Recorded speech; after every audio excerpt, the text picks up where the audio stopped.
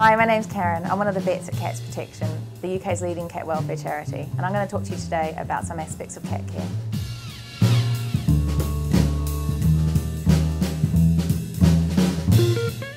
I'm going to talk to you today about how to train your cat to use a toilet, and by this we mean using a litter tray inside the home.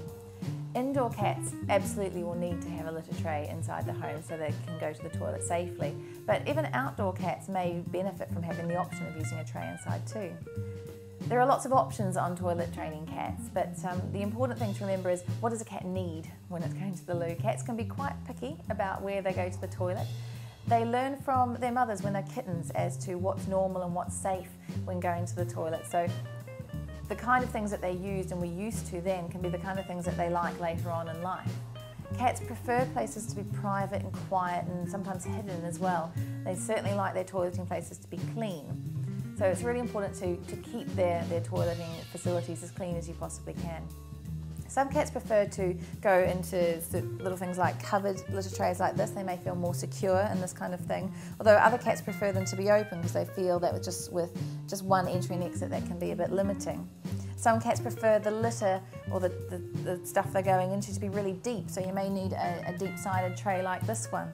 However, other cats prefer it to be a little bit easier access, especially older cats or kittens or ones that don't have such good mobility. They may need a shorter sided tray so they can get in and out easily.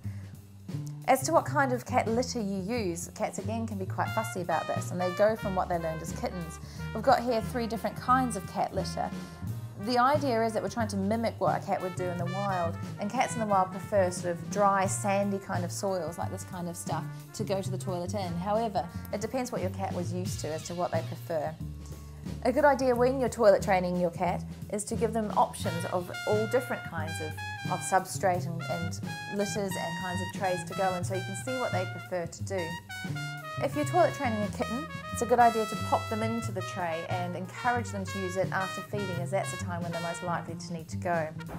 If toilet training has become a problem in your home, if your cat was okay and it's since become not, there could be a problem or a reason for that. So it's really important to consult your vet, make sure your cat's healthy and fine.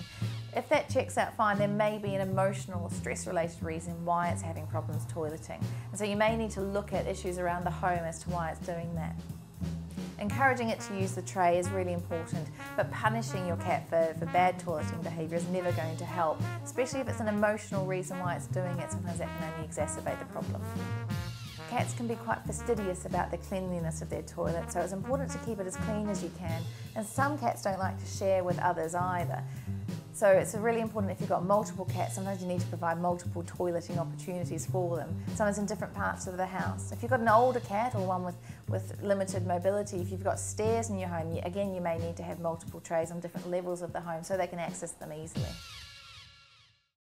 If you want any more information on this subject, log on to cats.org.uk.